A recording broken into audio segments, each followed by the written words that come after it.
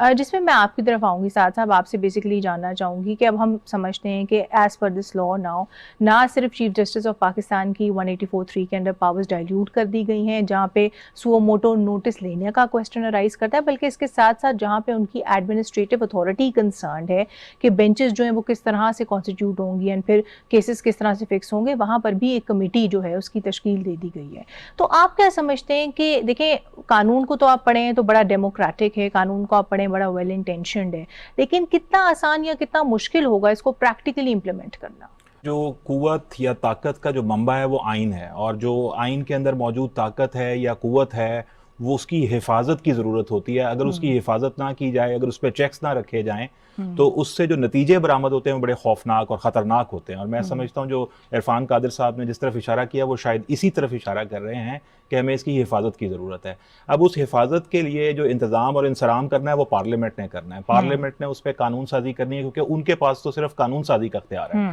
कानून साजी जो है उसकी बुनियादी स्पिरिट आवाम के समझाने के लिए वो ये है कि इसमें will of the people he express हो रही होती है। एक और इशू जिस पे मैं चाहूँगी कि आप हमारी रहनुमाई करें वो ये कि जहाँ पे हम बात कर रहे हैं इस कानून की, वहाँ पे एक बहुत इंपॉर्टेंट क्वेश्चन जो कि हमने देखा बार बार उठाया गया हेयरिंग्स में भी, वो ये था कि क्या पार्लियामेंट के पास लेजिस्लेटिव कॉम्पिटेंस है कि नहीं है कि वो इस तरह का कानून जो कि रेगुलेट करता है सुप्रीम कोर्ट की वर्किंग को वो लेकर आए। अब जब ये कानून आ गया है तो हम समझते हैं कि कॉम्पिटेंस एग्जिस्ट करती है, लेकिन सवाल फिर वही है कि कॉन्स्टिट्यूशन, इसका प्रेमाइस, इसकी बेसिस जो है वो कहाँ से आई। तो जो प्रियम्बल है इस कानून का वो स्पेसिफिकली क्या कहता है?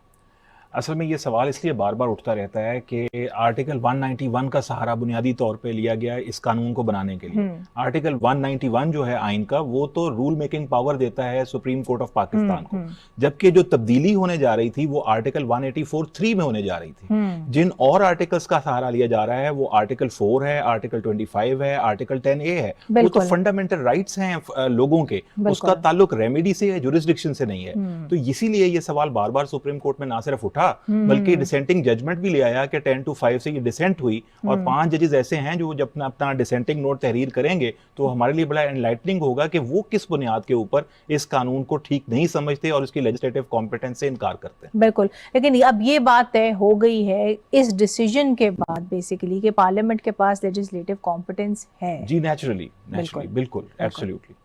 मैं चाहूँगी कि इसी कानून की जो बाकी शिकें उस पर भी हम बात करें। अच्छा, एक और प्रोविजन इस कानून का ये भी कहता है कि आपके पास राइट है कि आप अपॉइंट करें एक काउंसिल। अब ये तो this is stating the obvious, आपके पास है ये राइट, लेकिन आप नाजरीन की इस बात पे रहनुमाई करें कि ये राइट देना क्यों ज़रूरी था?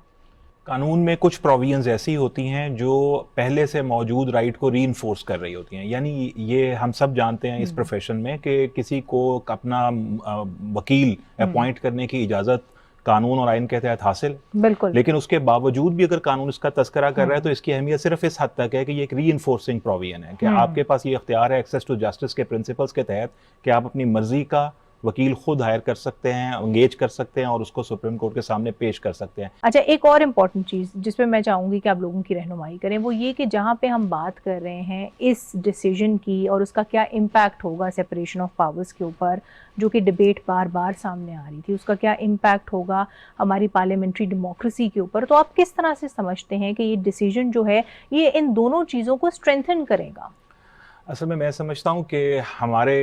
मुल्क में किसी चीज़ को बहुत ज़्यादा ख़तरे के तौर पे हमेशा महसूस किया जाता है, जबकि जब इदारे काम करते हैं और वो सतून होते हैं तो रियासत के, तो वो इसी तरह से काम करते हैं और वो उसको एक ख़तरे के तौर पे, एक एप्रीहेंशन या डेंजर के तौर पे नहीं देखना चाहिए। पार्लियामेंट अपने डोमेन में काम कर रही है, वो जो डोमेन है उस लॉ मेकिंग है, लॉ जो है वो सुप्रीम कोर्ट के सामने पेश हो जाएगा, सुप्रीम कोर्ट उसमें अपने कवानीन, अपने प्रिंसिपल्स और अपनी आइन की दी हुई इख्तियारात के तहत उस पर फैसला सुनाएगी, और यही हो रहा है। और मुझे ये लगता है कि इस बार तो ये खूबसूरती ये कायम हुई है कि सुप्रीम कोर्ट ने बड़ी ग्रेस शो की है कि अगर उनकी पावर थोड़ी सी क्लिप भी की गई तो उसके ऊपर उन्होंने खुले दिल से उसको तस्लीम किया और उन्होंने कहा ये जो कमेटी है ये हम कायम कर देते हैं, लेकिन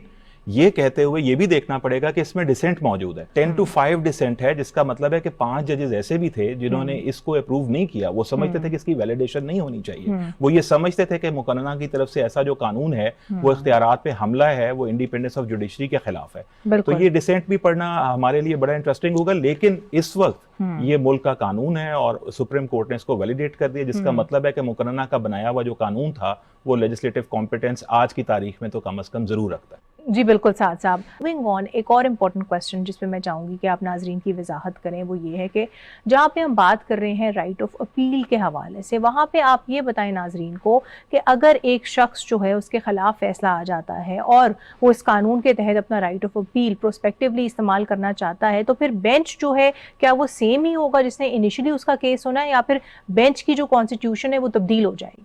देखिए, इस कानून के तहत जो कमेटी कायम की गई है, जिस कमेटी को इख्तियारात दे दिए गए हैं, तफवीज़ कर दिए हैं, डेलीगेट कर दिए हैं कि वो कमेटी फैसला करेगी, जिसमें चीफ जस्टिस साहब खुद भी होंगे और 2 सीनियर जजेस भी होंगे। वो ये फैसला करेंगे कि ये जो मैटर है ये किस बेंच के सामने लगना है, और वो जो बेंच होगा उसमें कम से कम 3 सुप्रीम कोर्ट के जजेस जो हैं वो उसको सुनेंगे। अब उसी कमेटी के पास ये पावर दी गई है कि वो कमेटी तय करेगी कि अपील का जो बेंच है वो क्या होगा, लेकिन उस अपील के सेक्शन में लिखा हुआ है कि it has to be a larger bench, obviously, कि अगर 3 लोगों ने सुना है पहले तो उससे बड़ा बेंच जो है वो उसके ऊपर अपील की हेयरिंग करेगा। और एक जाते जाते आखिरी बात कि जो अपील है, दुनिया भर में ये असूल है कि any law which is does not have the right of appeal is a bad law. वो कुछ उसको मायूब समझा जाता है दुनिया भर में, अच्छा कानून नहीं समझा जाता। तो ये अपील का हक देके लेजिस्लेटिव कॉम्पिटेंस जो है वो लेजिस्लेशन ने भी शो की है, और उसको वैलिडेट करके इस हद तक सुप्रीम कोर्ट ने भी एक बड़ा एहसन फैसला दिया है। जी बिल्कुल साद साहब। जब हम बात करते हैं जुडिशल रिफॉर्म के हवाले से, तो वो कौन से एरियाज हैं जिन पे हमें काम करने की ज़रूरत है, चाहे वो जुडिशरी की एजुकेशन हो, चाहे वो जुडिशल ट्रेनिंग हो, या फॉर दैट मैटर एक ऐसा तरीक़ेकार हो जिसमें हम इंश्योर करें कि कम से कम जो है वो बैकलॉग हो, ताकि लोगों की जो रसाई है to the administration of justice system उसको हम ज़रा ज़्यादा आसान बना सकें। देखिए, एक चीज़ तो ये कि हमें ये बात अंडरस्टैंड करनी चाहिए कि इस बार जो जुडिशल रिफॉर्म का ट्रिगर है वो लेजिस्लेचर है। लेजिस्लेचर ने एक लेजिस्लेशन दिया, उसको सुप्रीम कोर्ट ने वैलिडेट किया, ग्रेस शो की, अपनी पावर को भी क्लिप कर दिया, लोगों में ट्रांसपेरेंसी का एक मैसेज दे दिया। लेकिन अगर पहली इस बार ये चीज़ वैलिडेट हो गई है तो हम एक्सपेक्ट कर सकते हैं कि फ्यूचर में भी जो रिफॉर्म्स हैं वो शायद लेजिस्लेचर की तरफ से ट्रिगर हों और सुप्रीम कोर्ट उनको वैलिड कर दे। दूसरा नुक्ता ये कि इंटरनलाइज्ड जो सुपरविजन है उसमें सुपरवाइजरी जुरिस्डिक्शन हाई कोर्ट्स के पास भी मौजूद है, और हाई कोर्ट के ऊपर सुप्रीम कोर्ट के पास मौजूद है, और नीचे वाले जो जजेस हैं, जो हमारी लोअर जुडिशरी है, उसके ऊपर भी सुपरवाइजरी जुरिस्डिक्शन हाई कोर्ट की है। तो सुपरवाइजन जो है उसको इंप्रूव करना वो एक इंटरनलाइज्ड फंक्शन है कोर्ट का अपना, कि कोर्ट उसको कैसे रिफॉर्म करती है। लेकिन एक चीज़ जो जहाँ तक ट्रेनिंग की बात है, जहाँ तक एजुकेशन की बात है, जहाँ तक नंबर ऑफ जजेस की बात है, वो शायद मैं समझता हूँ कि बशमूल तमाम इदारे रियासत को ये जिम्मेदारी महसूस करनी पड़ेगी, और उस पर अगर इनको फंड्स चाहिए, बजटरी एलोकेशंस चाहिए, जजेस की तादाद बढ़ाने का इशू है, तो वो तमाम चीज़ें करके बैकलॉग को ख़त्म करना पड़ेगा ताकि एक्सेस टू जस्टिस, इंसाफ की फराहमी सस्ती भी हो और आसान भी। जी बिल्कुल सर, आपका पॉइंट आ गया, और इसी नोट पे अपने आज के प्रोग्राम पर अख्ताम करेंगे। थैंक यू सो मच साद साहब, थैंक यू सो